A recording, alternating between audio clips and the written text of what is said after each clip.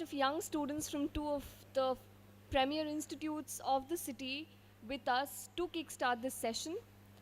And along with them, we have Paro Anand, who happens to be a children's writer. She's also written books for young adults and adults. She runs a project called Literature in Action, and her upcoming book is Two, which has been co authored by her and Orjan Person. For more information about Paro Anand, you can visit our website, that is www.aklf.in. She will be in conversation with our audience, which comprises students from Modern High School for Girls and Sushila Birla Girls School. So, without much further ado, I shall hand over the proceedings to ma'am. Just a slight reminder that we hope to be on schedule. So, the session is slated for 12 to 1.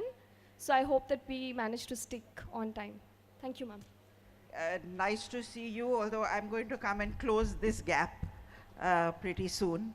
I am Paro Anand, and I've been writing for children, for young adults, for teenagers, and somewhat for adults also, for many, many years now. Feels like 100. I'm 29 books old. And I'm currently working on 3 books, which is something very weird that I do, is to write at least 2 books at the same time. First time that I'm working on 3 books at the same time, because the third one came along and that's time bound. So it's a strange thing, it's a strange way to work, because I'm sure as students you're always told, focus on one thing at a time, but I find that I really have to work. I really have to write, because if I don't write, then I kind of panic. And I write every day. So if there's a day when I'm stuck and I don't know what to do, I will start to panic, and that writer's block grows and grows and grows. And the more it grows, the less I can write. So if I'm stuck with one book, I go to the other book. And that's my method of working. Now today, I am going to be largely talking about these 3 books. The black one is called Like Smoke. And this is a book which I'm very proud to say won the Sahitya Academy Award for children's literature, and it's about young people in crisis, young people on the edge of crisis. And why I do what I do is because I work a lot with young people. I have worked with over 3 lakh young people throughout the country and many parts of the world. And 3 lakh is a big number, so what I have felt is that children, young people sometimes feel very helpless. You feel that there's no way out of a crisis that you may find yourself in. And what I try and do is, without being moralistic about it, to say there's a way out, there's something that you can do, okay? Then the red book is No Guns at My Son's Funeral, which came out of my work in Kashmir. I work a lot with young people in Kashmir who, of course you know, are impacted by the terrorist violence there. So what happens to a young boy? The thing about it, what I'm going to do is, I'm feeling very far away from you guys, so I'm just going to come here. I don't have to be on a stage. The thing about being in a conflict situation like Kashmir is that everyday life, things that we just take for granted, become a challenge. For instance, like suppose it was suddenly said to you, guys, Monday is a holiday, no school on Monday. You'd be happy? I can see a lot of smiles, very happy. Of course you're happy. Monday is a holiday, wow. Next week is a holiday, suddenly. Happy? Yeah, some are saying no. Um, the whole month is off. No school for a month. Boring. No school for the next 6 months. You go back to school today and again it's shut for another 10 days. For some it might be, oh, not bad. For some it's like really boring. Now it would be okay, not bad at least, if you could do the other things you'd like to do when you're not in school. The things that you don't find time to do because there's so much school and so much work at school. But suppose during those days when you can't go to school, there's no television because that's been cut off. There's no internet because that's been jammed. No WhatsApp. You can't go out. You're stuck at home. And when it becomes dark, or before it becomes dark, you've got to get into your house. You've got to switch off all the lights. And you're to be quiet. You cannot talk. You cannot put on a radio or music or television or anything. Why? Because there are terrorist groups who need food, shelter, money, clothing, and everything. And they will come and take it from you. They also very often take young children and girls. And so you pretend there's nobody home. I have lived through, before it gets dark, you get into the house, switch off the lights, one person puts a big padlock on the front door, climbs in through a window and sweeps away footsteps. Because otherwise the footsteps, especially if there's snow, would show that there's somebody who went in and didn't come out. That means there's somebody home. And so instead of that, you sweep away footsteps, get inside and keep shut. And that's the situation. Not so fun anymore to be off school and to be without friends and without anything to do. You can't even be talking to your brother, sister, parents. Not so fun anymore, right? That's torture. It's absolute torture. So No Guns at My Son's Funeral is about a little boy who is that bored and that's sick of being a nothing. And he meets someone, and I'll read you a little passage from there. Okay, so let me read that passage then. Thank you.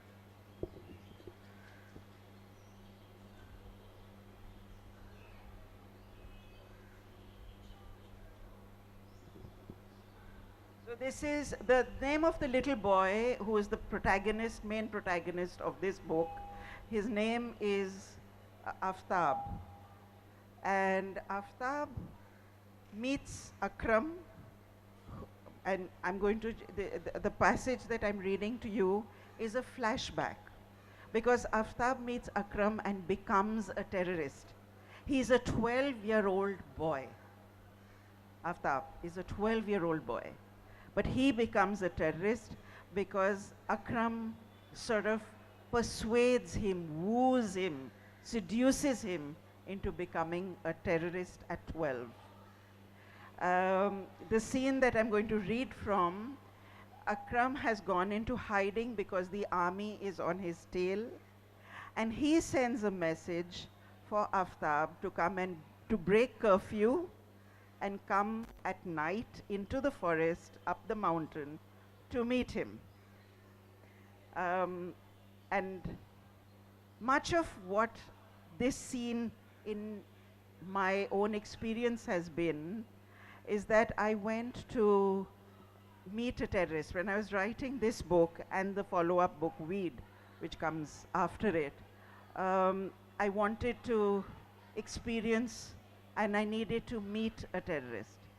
So there were two women journalists who were going to meet this particular terrorist, and I want a militant, as he is called, they call themselves, and I sought permission and got the permission to come meet him as well. And so we were put into a car, taken to some location, put into a jeep where the back seat had been taken out, and we had to lie down on the floor of the jeep, blindfolded. Our watches, our mobile phones were taken away from us so that we would have no GPS, no sense of time as to where we were going and how long it took to get there. And we were blindfolded, and there were blankets put over us so that it looked as though there was saman there and not people there. We drove for what we estimated about 3 hours. So we might actually have crossed the border. This was already in North Kashmir. So we might have crossed the border. I don't know. And of course, on the way, I hadn't told anybody that I was going there. I knew that if I told my parents, my husband, my kids, that this is what I was planning, they would have said no. So I didn't tell them. I don't advise that. Because on the way, I'm thinking, Paro, you're an idiot. Why have you done this? If you disappear today, nobody will know where to come find you. But anyway, now it's too late and we're being driven, and then we're taken off after about 3 hours. We're taken off the jeep, still blindfolded, made to climb up a mountainside, really difficult, climbing up blindfolded. There were sort of loose pebbles and all, slipping beneath our feet. There were pine needles, very slippery. And then finally we got to a little hut, and then our blindfolds are taken off. And I see this young, good-looking man, about as young, how old are you? 20. He would have, I think, was about 23 years old. Very good-looking, heartbreakingly good-looking. And he was so polite. He apologized that we were inconvenienced, blindfolded. He made tea for us himself. He apologized for the dry bread that he was giving us and said, it's really difficult to get anything else. And yet he was a man who was accused and had committed murder and rape. And what struck me was, what a nice man is he? How did this come about?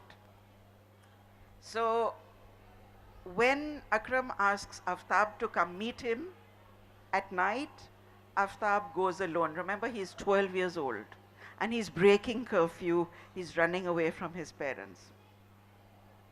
Under cover of the dark, dark night, Aftab steals away. He's proud of himself at this moment, for this is the moment he has lived for these past years, since he joined Akram and Feroz Bhai. The night, the darkness leaps up at him as he enters the forest. His courage sways a little. He dreads being alone. He takes a deep breath and starts to hum a tune. Then he shuts himself up quickly. How stupid can he be? He must be soundless, like Akram Bhai. He tries to think of this and that, but nothing can distract him from the dark that fills the space around and presses into his eyes as if to blind him. Now, this is exactly what I was feeling going up there. The sharp smell of pine, the grating of cicadas, the high wind hushing the trees, whispering secrets, cracking twigs, all add up to the feeling alone. You're alone. Akram Bhai. Yes, now there's a thought that he can focus on.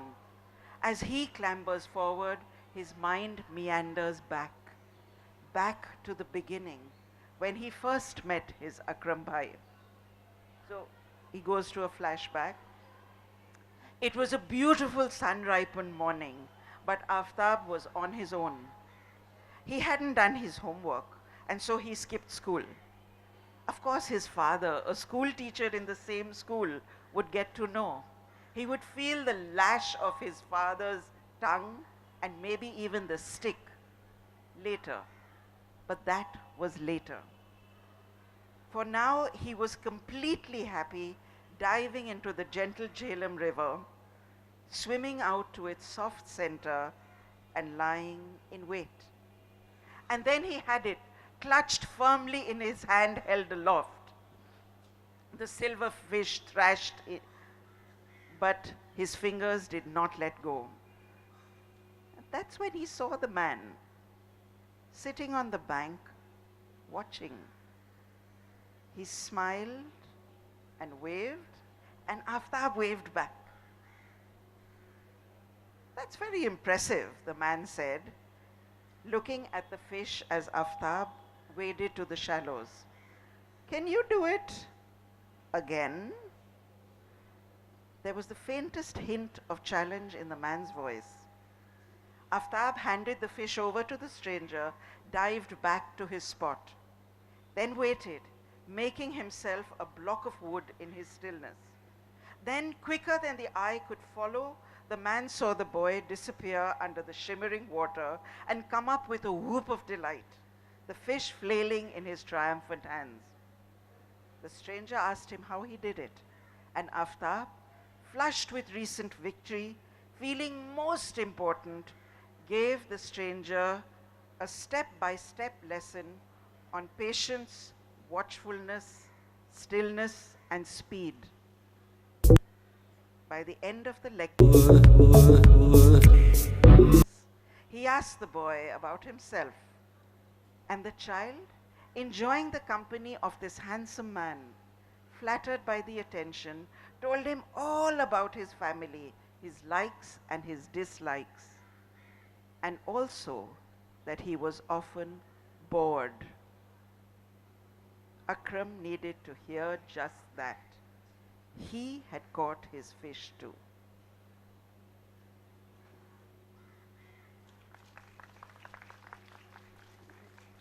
And as easy as that, the blink of an eye, and little Aftab, any of you 12-year-old, 12, 13-year-old, you are.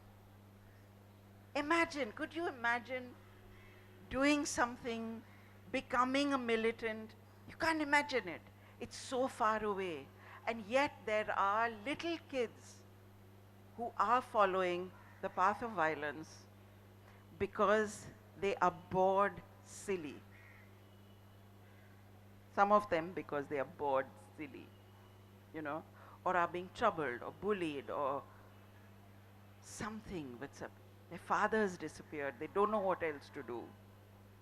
And so they become a militant. And it's as easy as that. And I really think that we need to protect these children and give them alternates so they don't have to follow this path.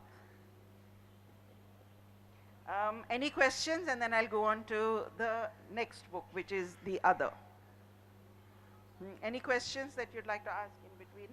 Anytime you feel you haven't understood something, you want to say something, add something, please just feel completely free to do so at any point. Anyone? Okay.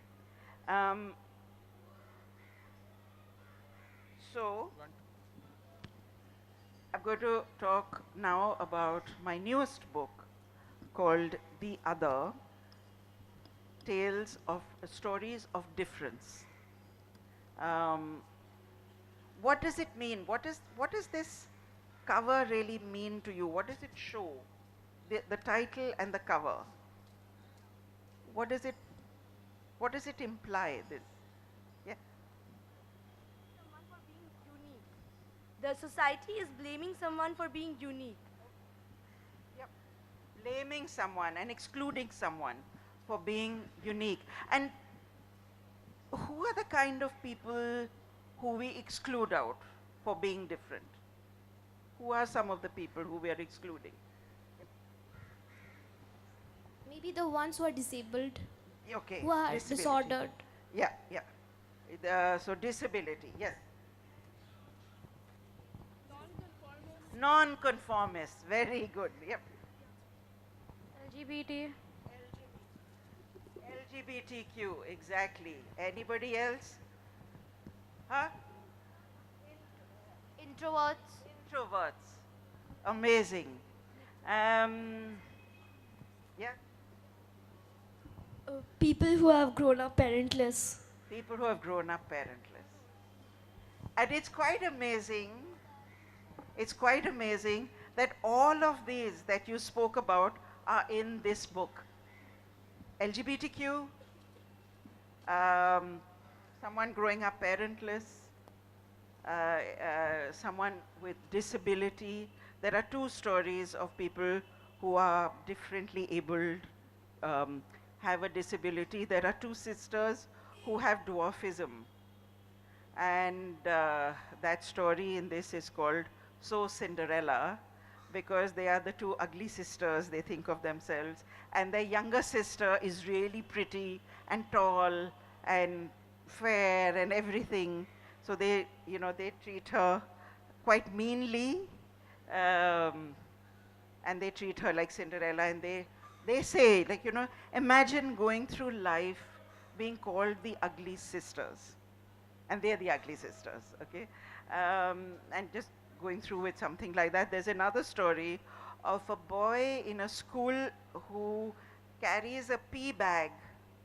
He has something wrong with his bladder, so he actually like has a fake bladder which is outside his body.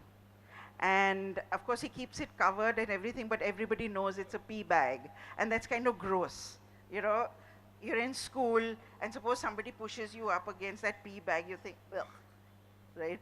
And he falls in love. Now, does a boy with a pee bag have a chance at love, right? So that's one of the stories. And then, so let me read you this one.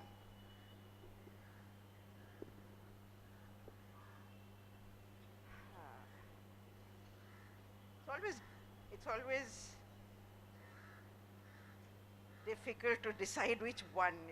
I always feel, because I really live in the character of my story, so if I read one and leave the others, I always feel they'll feel bad. But I have to do something. This is a story called Inner Circle, Outer Circle. The circle turns and tightens, and we all stand watching. Our blood runs cold, freezing. It boils, thumping in our ears, and we all stand watching. Our hands clench into fists, but our feet grow solid roots, and we stand here watching. Rooted to the spot, frozen into impotence, but I just stood there watching. I want someone to make a move. If someone else moves, I will too. But no one moves forward. No one stretches out their helping hand. I hear the screaming, "Bachao!" A moan? Or is it a whisper? A cry for help? Or a whimper?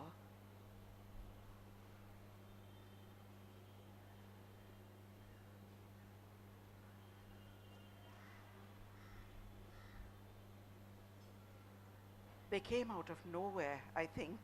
At least it was nowhere for me, for I was busy looking down, not meeting any eyes, holding my books across my chest, and being my own little warrior in my own little world, and books were my weapon of choice. But they caught her, not bothering about the other people crowding around. They were confident that this was a crowd of impotence, a crowd of inaction. Not that there was anything special about this crowd. No, this was a crowd pretty much like any other in this city. in this country. They knew no one was going to step forward to help her. And no one did.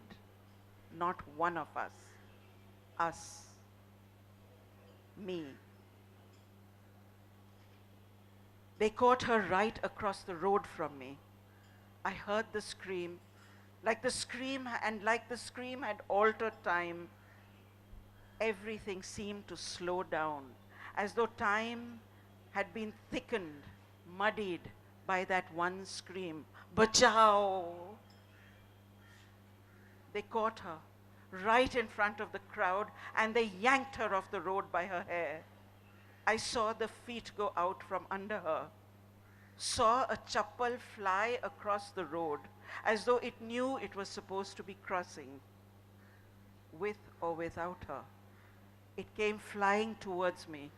I watched it rise. I watched it fall. I watched the fight go out of her, the light go out of her. But I only stood there, watching.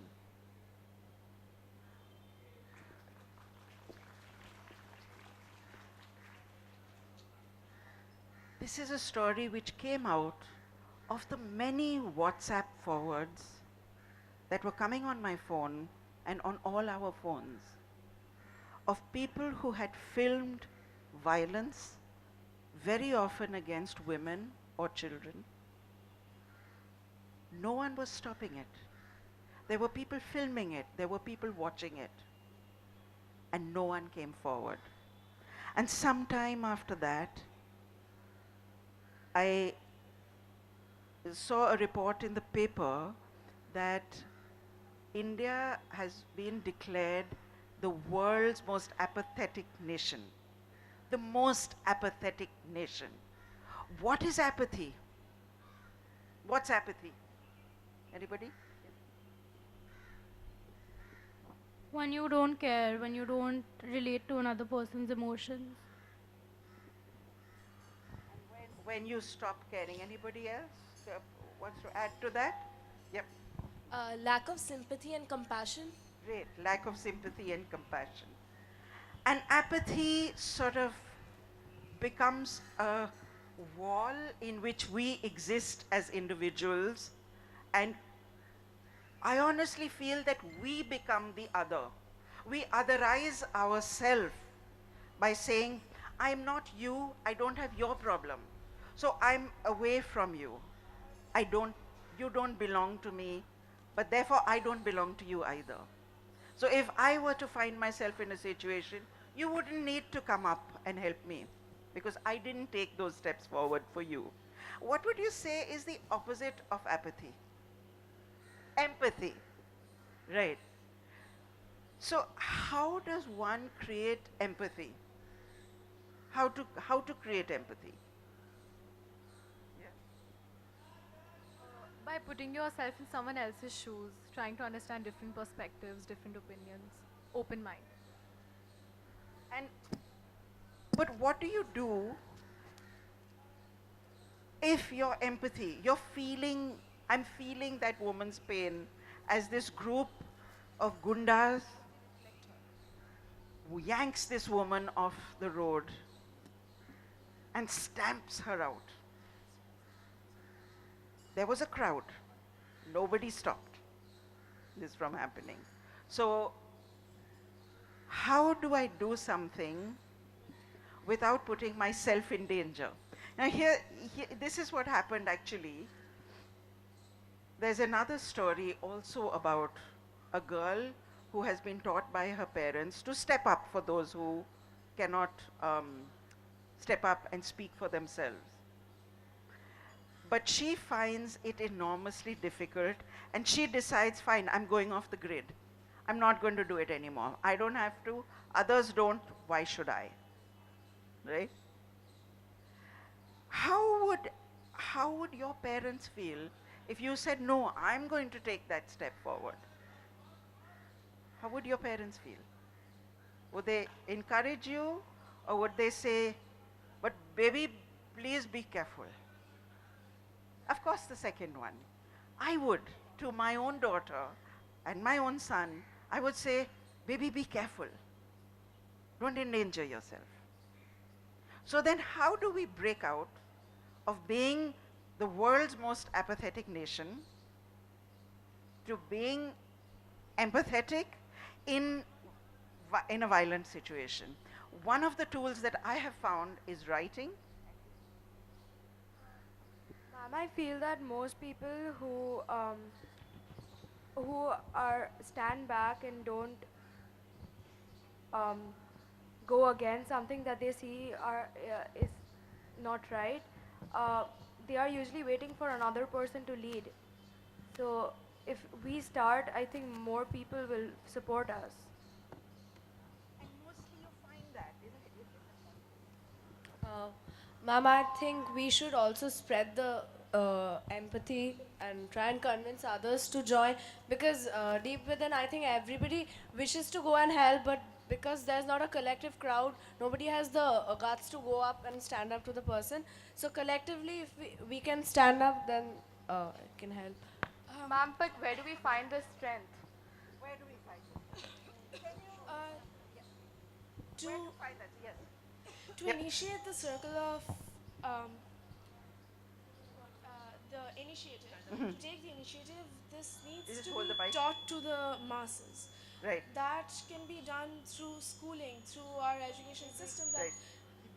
that teaches us to distance ourselves and theorize everything.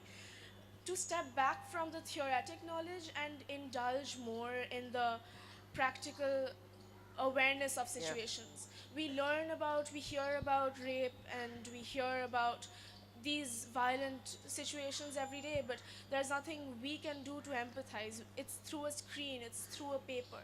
So to initiate the circle of inertia, we must start as powerful members of society.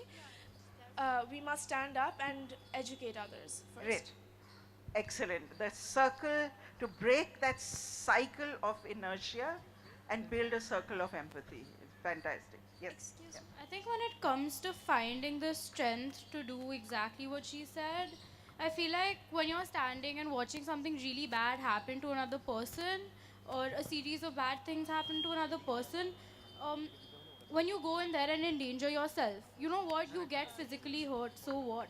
At least the rest of your life, you won't be living with the fact that there was somebody standing there dying, and you are standing here and you didn't do anything to help them. Wow. Fantastic. Fantastic. Yep. Yep. Maybe we could do it practically rather than sharing it on social media. We can do it.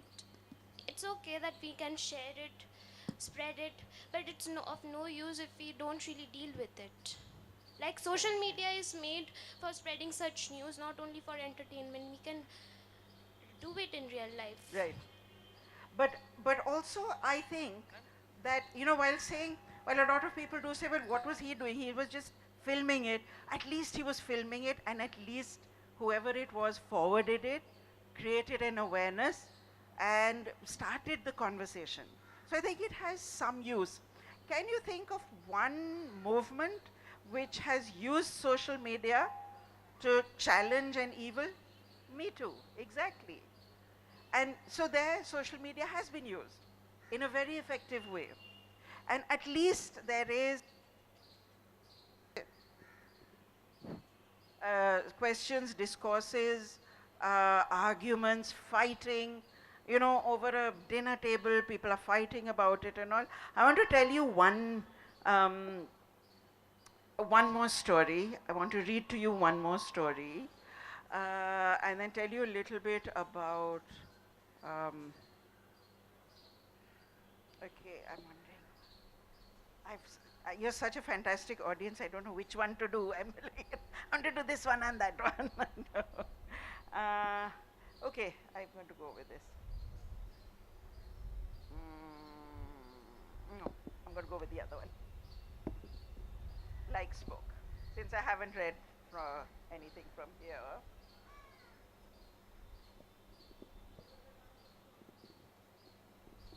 This is the first story. In this is also a collection of stories. This one is called Those Yellow Flowers of August. I hate Muslims. I always have. Well, almost always. Ever since I learnt what Muslims were. Those people who are as black as the clothes they wear, long black beards for the men, black shrouds for the women, shrouds, as though they're dead, which they are. They're the walking dead. Not that any of it matters to me. Why should it? I don't care what clothes they wear or don't, as long as I'm no Muslim, that's all. Not that I hate them for their clothes. I hate them because they're all first-class killers. They're a bloodthirsty lot who have nothing better to do than go around killing people.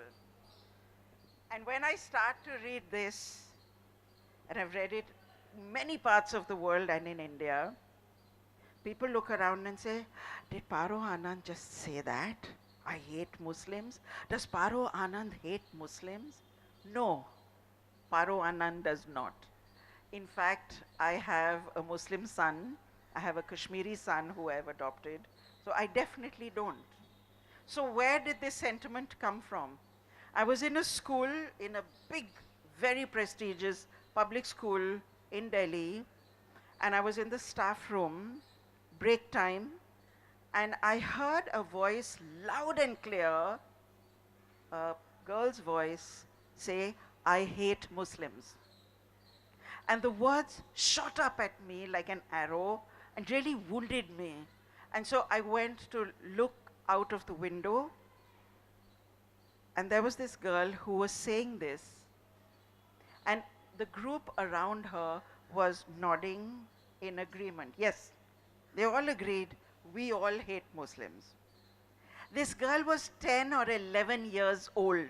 Where would she have known that you must hate a whole group of people of a particular religion? Where would she have learnt it? From society, from dinner table conversations at home, from her friends, right? I knew I had to write this story. So, getting back to the story, I know they are killers. I know it for a fact, cold-blooded fact. The blood that day was red and flowing and real and hot. The only thing that was cold that day was the hearts of those killers. There were so many people killed that day. Not that I could cry for them all. I mean, why should I? How could I? But there was one who had my tears, and they haven't dried up since. They won't. I cry every day for my father, my beloved, beautiful father, whose only fault was that he had gone to work that day to earn a living for us, to bring back a chicken because it was my mother's birthday and he promised to cook for her. But he never came back. There was a blast in the market in front of the temple, and many people were blown to bits, including my handsome father. We never saw him again, not even a bit of him. We got nothing back. And so I hate Muslims. Since that day, I hate them. It was them that did it, and so I want nothing to do with them. And so Nitya, the Kashmiri Pandit girl in this story, she goes, she and her mother move away and go to live with Nitya's Nana and Nani, with the mother's parents. And the mother has become like a child. She has withdrawn into herself. She cries all the time. She doesn't get out of bed. In fact, the grandmother combs her hair and spoon feeds her as though she's the child. And Nitya hates it. For Nitya, it's as though she lost both parents in a single moment. But Nitya is forced by the grandparents to go off to a new school, a school which starts the new year in August, right?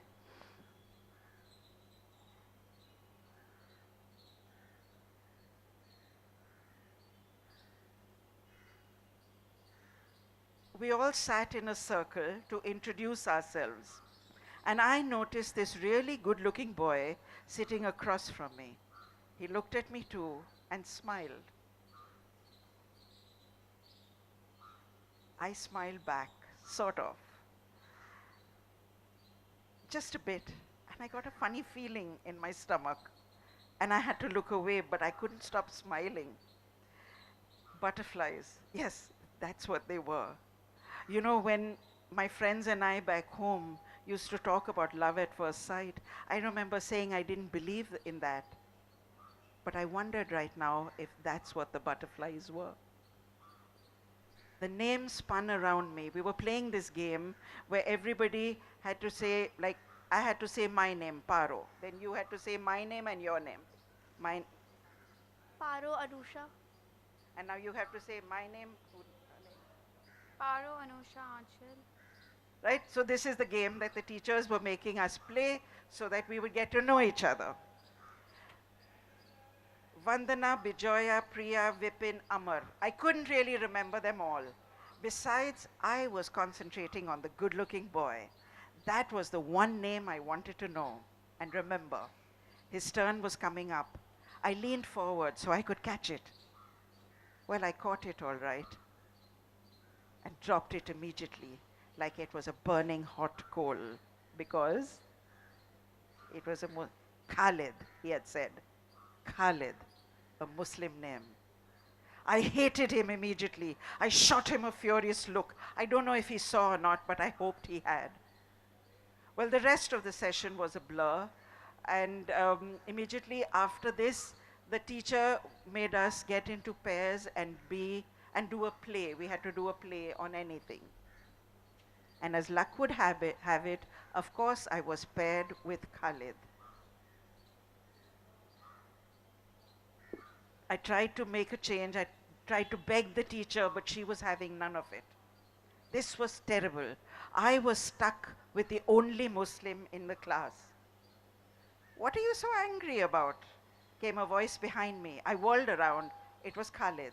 Hi, I'm Khalid. And you're Nitya, aren't you? He held his hand out. But I was damned if I was going to touch his filthy hand. These people are filthy, I've heard. Hi, I snapped, putting my hands firmly behind my back. Khalid looked at his right hand as though he felt sorry for it. Okay, he said, smiling. He had a really nice smile. I mean, a really, really nice smile. Behave yourself, he said to his hand. Can't you see that Nitya is angry and doesn't want to become friends right now? He smacked his right hand with his left hand. Hand says sorry. Hope you'll forgive it. I tried not to smile, but I barely concealed it. I wasn't going to get drawn with jokes and with beautiful smiles and funny jokes. You hate this guy, I had to remind myself. So, any ideas for the play we have to do? I snapped. How about a play about this really, really angry girl and a boy who's trying to figure out what she's angry about? Let's pretend he has no idea. Very funny, I snapped. Why, thank you, he smiled back. I thought you'd liked it. We can make it quite lifelike, you and I. I didn't know how to react to this, but at the same time, I didn't know what else to do. So I just stood there looking stupid. Eventually, Khalid started off telling me the story of the play we were going to do. As we sat down, Khalid grinned and started to talk. He had a lovely voice, deep like a man, not the boy voices the others had. He spoke with music in his throat as though his words should come out to a tune. And those eyes, I couldn't help looking into those beautiful, beautiful eyes, even though I still hated him. So he began, as though he was telling me a secret. For our play, let's say there's this beautiful princess whose hair framed her head like a halo. And so she looked like the princess of angels. But there was an anger in her. A fire burned deep and dark. And No one knew what the fire was and how to put it out. Many people came to try and put the anger out. Many tried to cool its heat with songs and music, food and dances. Handsome princes and wealthy kings came with kind words and offers of marriage. But did the princess's anger subside? No. You're quite right. No. Nothing worked. But then one day, a joker came. Oh, he wasn't handsome or anything. Yes, he was. What's that? Nothing. No, no, you said something. What did you say? Um, he was good looking. Well, I mean, let's pretend he was good looking. Ah, a good looking joker. Ah, okay. Could you describe this joker, please? I scrabbled around trying to think of a handsome joker who would be nothing like this guy. But I couldn't. I was just getting drawn right in. By now, I was pinching my wrists, a habit I had got into after my father had been killed. I used to pinch and pinch and pinch at my wrists until they were raw and bleeding and painful. Khalid's face grew suddenly dark and clouded. He fell silent and dropped his lashes, shutting out his honey eyes. What? Had I said something? But I hadn't, not out loud. You're really, really angry, aren't you? He whispered so low that I had to lean forward to hear him. But what I don't get is, why are you angry at me? What could I say? I couldn't tell him my anger, could I? But I couldn't stop the tears either. He started stroking my wrists. His fingers were so soft on my raw wounds. My father died, I sobbed. I'd never said this out aloud to anyone before, never in those stark, unchangeable words. My father died. He was killed. Who? Who did it? I looked at him. I hoped he understood. Muslims. There, I'd said it. Now we could go from trying to be friends to being enemies forever. He went all quiet.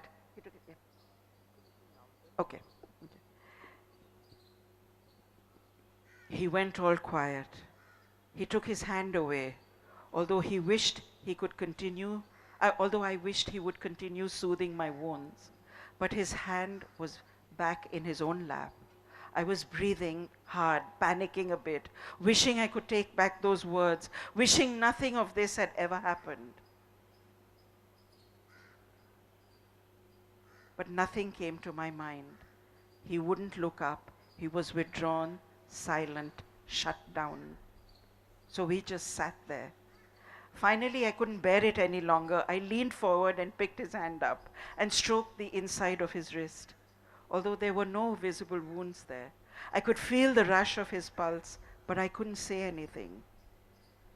In a very low voice, he asked, "Was it a Muslim or a terrorist that killed him?" How does it matter? He died. It's not one and the same thing, you know. What? Muslims and terrorists. It's not one and the same thing. I don't care. I was crying again.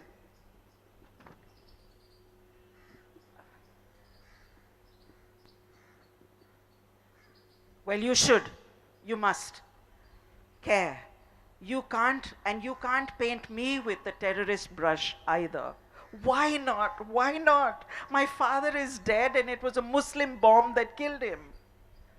Bombs don't have a religion. Terrorists don't have a religion.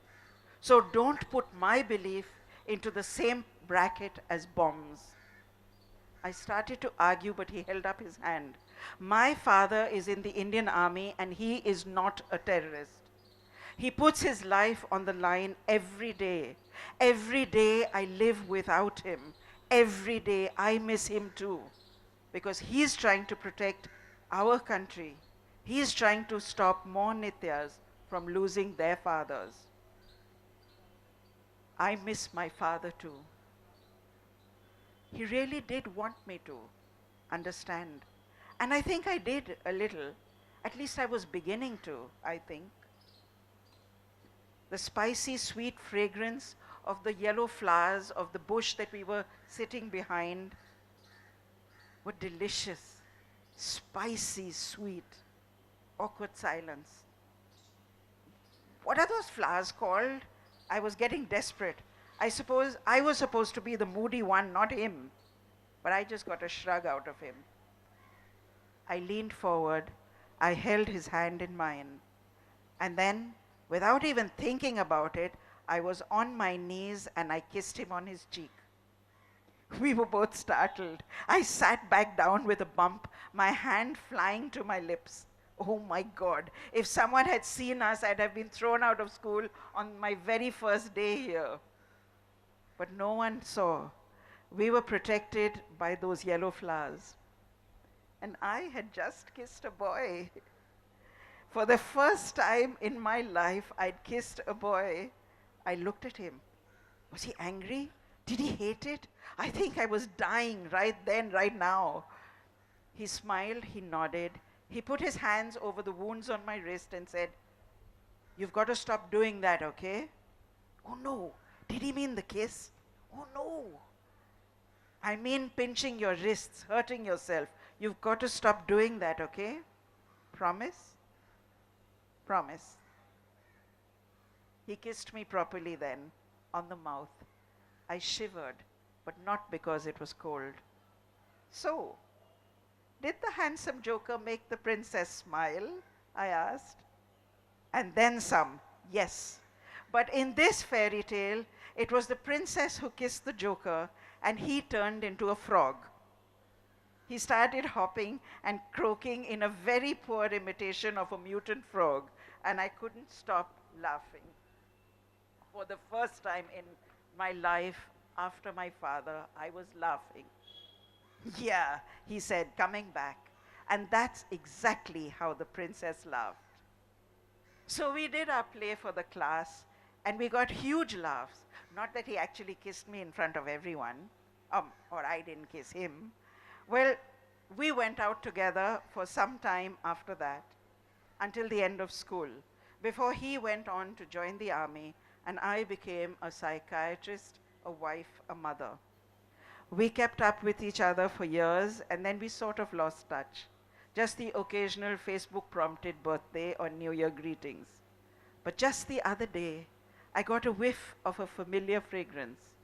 I followed the scent on a breeze until I reached a spot ablaze with a bush of yellow flowers. It was those very yellow flowers of August.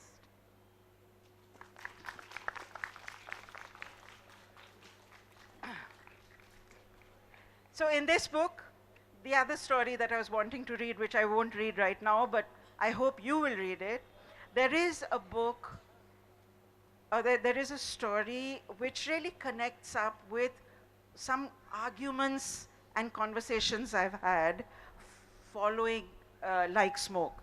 For instance, in one school, a boy said,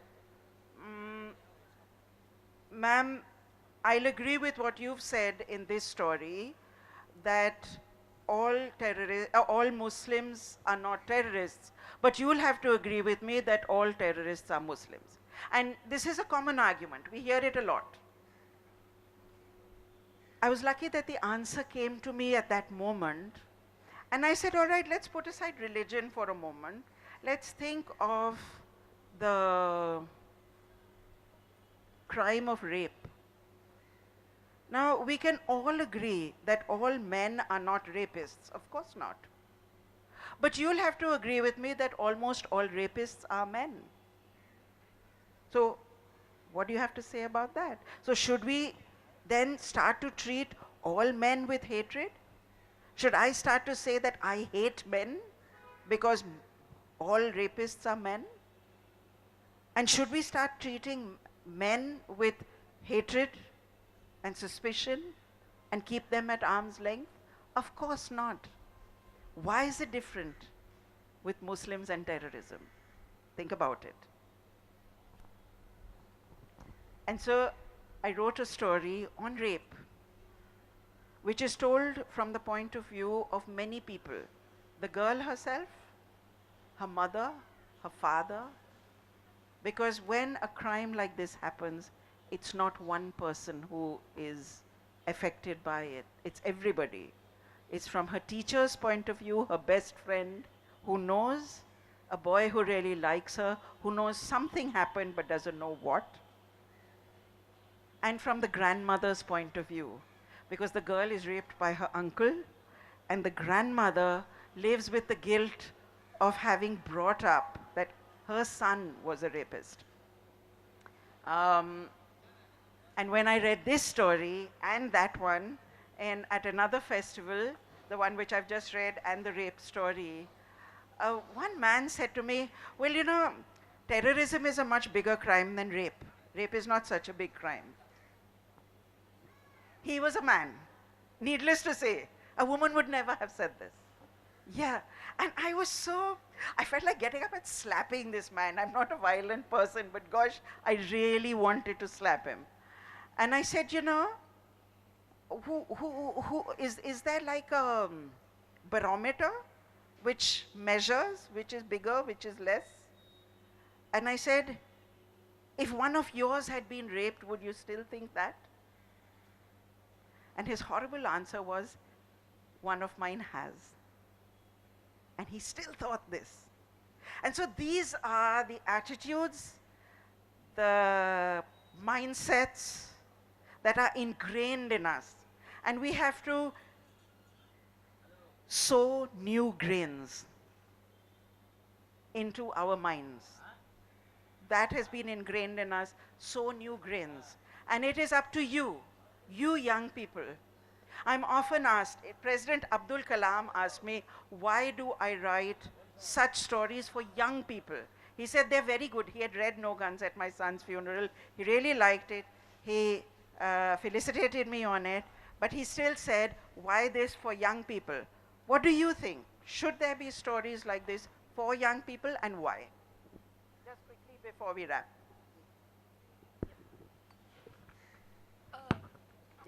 We are the ones who are going to be growing up. So all the adults right now, if you teach them these things, they're not going to be around when we grow up. So who is going to teach the new generation this? So if we are taught this early on and this is set into our minds, we'll be able to teach it to the new generation, and this will continue. And that's my answer.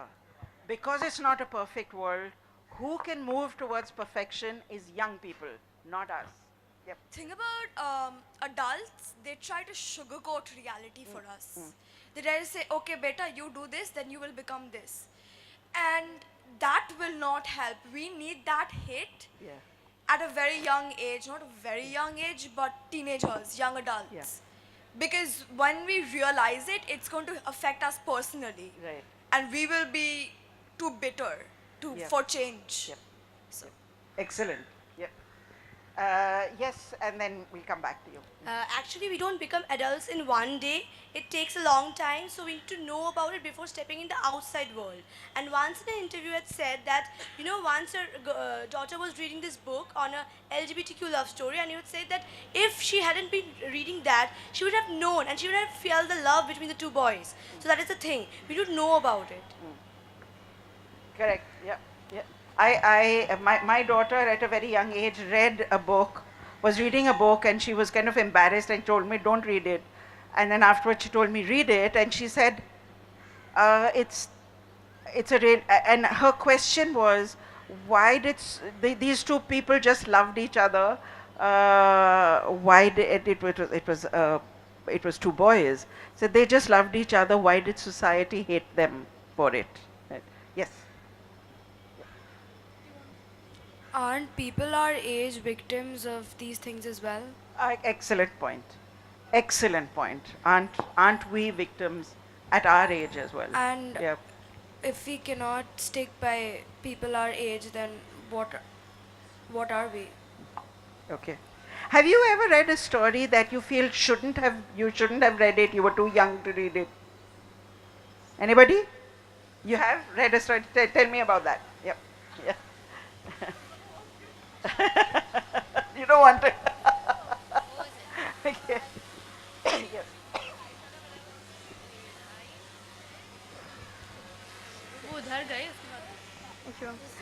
personally feel that the current generation is highly hypocritical. We want to appreciate change, we want to bring about change, but then we don't appreciate it when it does come about. So this is really prevalent these days. But honestly, I've not found that young people are hypocritical at all. I think there's a greater honesty in young people than in adults, and a greater frankness. Yes. So this one time in school, in my debate club, we were discussing Cinderella. And we were discussing how there's always a Prince Charming and how there's a certain standard for what a Prince Charming should be like. Yeah. And then when people started contesting that standard, asking, why couldn't there have been a Princess Charming for Cinderella? Somebody said that the children's books, these books were made for children from 5 to 7 years of age, and they shouldn't be exposed to such things. I feel like the need for such books comes out when people say things like this, because now being LGBTQ, it isn't, people treat it like it's evil, like it's something that is very difficult for a child to grasp. That's why you should shun it completely until you reach a certain age.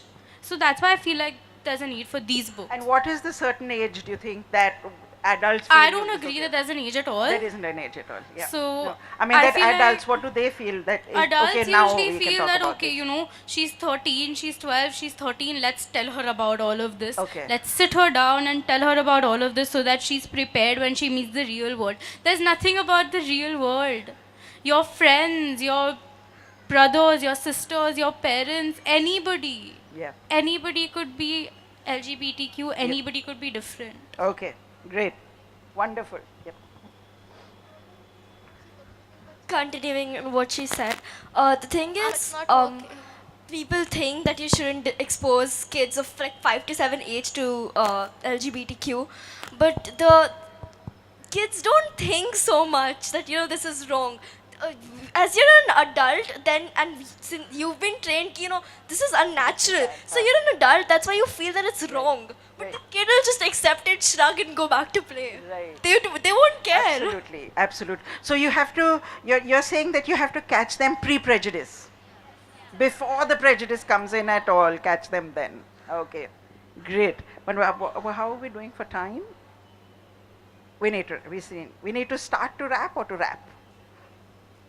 Okay. Okay. Any last question that? Yep. Yep. Ma'am, it's not exactly a question, but I just wanted to speak on the LGBTQ thing. Ma'am, nowadays people think that it's a disability that you're Right. an LGBTQ, Yeah. but it actually is not. I don't think why people have that mindset already put in them that you can't be LGBTQ. Yeah, There are people who have to hide themselves from the society and their parents that they are LGBTQ, and they go into depression and they suicide because of that. And I think they should be brought up like that, that it's not a bad thing to be a LGBTQ person. And the amazing thing that I recently found out, I didn't know, was that there are 22 genders.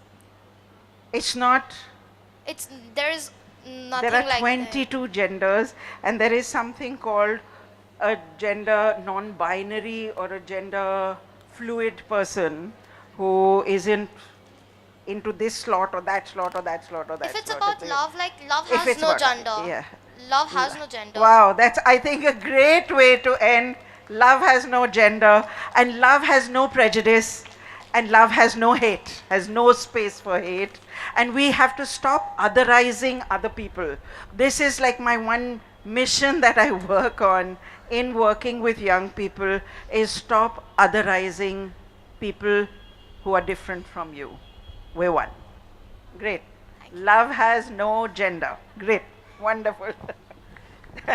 That's the slogan for this session. Thank you so much. You've been a great audience. Read the books.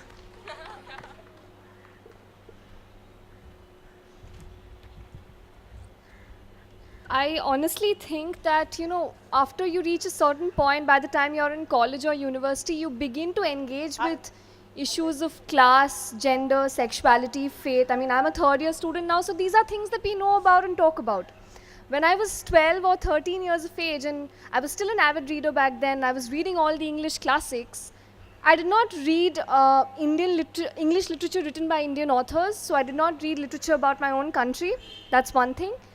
And I did not read literature that dealt with issues such as these because, frankly, we were never encouraged to, not in our schools and not by our parents. So the fact that Paro Anand ma'am chooses to write about such a vast spectrum of issues that are very real problems of our lives in our world today it's incredible, because I think that if you start reading about these issues when you've just stepped into your teenage years, you're still impressionable, that shapes our way of thinking, and there's a lot of unlearning that we later do which wouldn't be necessary, because as somebody said that we're conditioned to think a certain way before which we don't have biases and we don't have prejudices. So really, ma'am, hats off to you. We are so lucky to have had you today. Can we please have a big round of applause for her? So the book signing session will be happening at the Oxford Bookstore corner that's right there, and we'll be having a media interaction with ma'am as well. So be sure to go there, check out the books, buy them for yourself, and listen to her interact with the reporters from the press. And we will be starting with our next session shortly, so please do stick around for it. The next session will be Anuradha Roy in conversation with Sandeep Roy.